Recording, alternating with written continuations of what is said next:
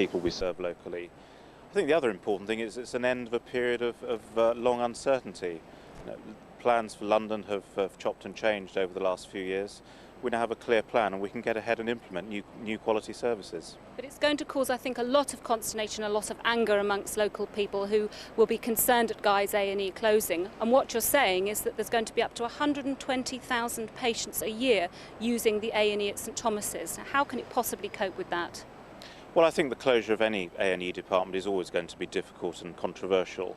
Part of the £100 million is a £22 million investment in new facilities at St Thomas's in order that we can cope with the additional numbers.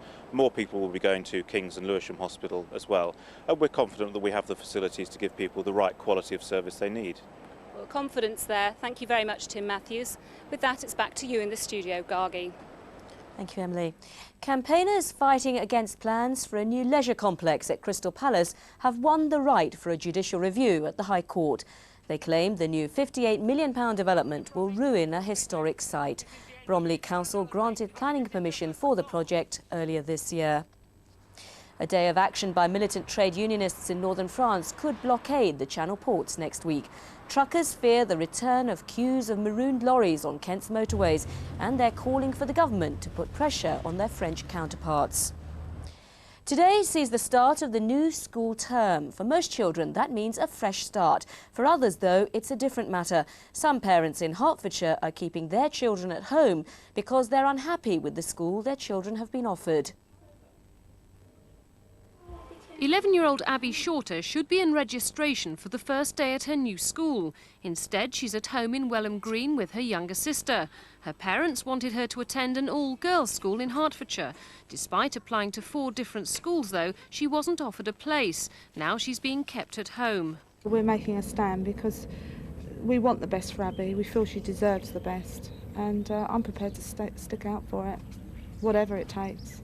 Upset, I just don't like it. I have done well at school and I just want to carry on doing well at school and going to school. Hertfordshire County Council says there's strong competition for places at some schools. While the majority of children are in the school of their choice, it says inevitably some parents will be disappointed. Amanda Harper, Newsroom South East, Hertfordshire. Now for a lesson in the weather, here's John Ketley. And a very brief lesson indeed, Gargi, but a change in the weather as we go through the rest of the day, actually. It's been quite warm and bright this morning. We've got some hazy sunshine still across the southeast. Testament to that, our camera shot here in West London doesn't look too bad at all, but the clouds are thickening all the while. And already we've got some outbreaks of rain showing up, particularly down to the south across in Kent. And some of that rain this afternoon and evening, and indeed through tonight as well, could turn out to be pretty heavy. So the rains are gathering through the rest of the afternoon. Further north, up towards the north there, through Luton and Stevenage, it'll probably stay fine and bright. Still some weak sunshine to come, and temperatures up around 21, 22 degrees. But tonight that rain will set in. Some heavy and persistent rain across much of the southeast region. Again, the odd rumble of thunder. Very misty up on the downs as well, but temperatures holding up very well at 13 to 15. Gargi. Thank you, John. That's it from us as well. And in our main programme tonight, as the economists warn of falls in the shares market and global meltdown, we look at the effect on the southeast. House prices may be dropping elsewhere, but in London, are they at a standstill? Find out at 6:30. Our next bulletin is just after 3:50 on BBC Two. For the moment, though, have a good afternoon.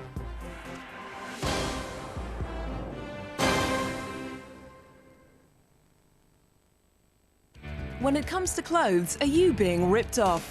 If you are aware of what to look for, you shouldn't be buying a pair of fake 501s. From pirate jeans to pirate videos, Trading Standard officers are the front line against crime. People think they're getting a bargain, but they're not. They're actually being ripped off. Undercover investigations and practical advice.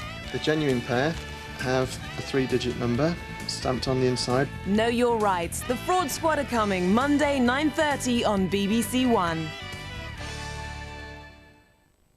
Dare you go in search of the X-creatures?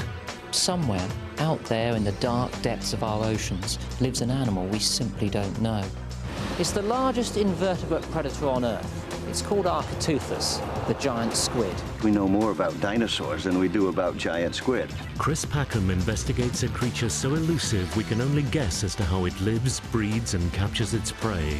The X-creatures, tonight at 7 on BBC One. Alex is turning on the charm. So what else is new? Breakers in 25 minutes here on BBC One.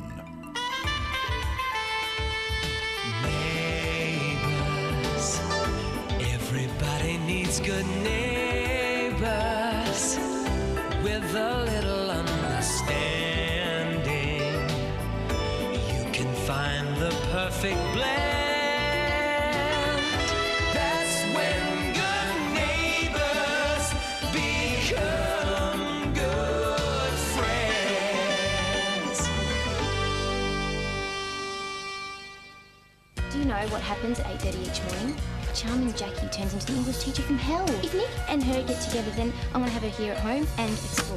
I've spoken to the rest of your teachers, Caitlin, and there's not a single subject that you're falling behind on. We think we can help you organise a study regime.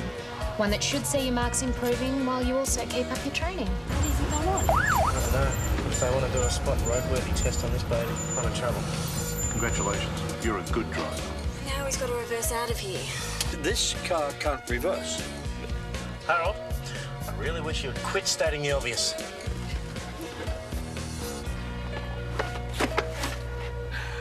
Damn it.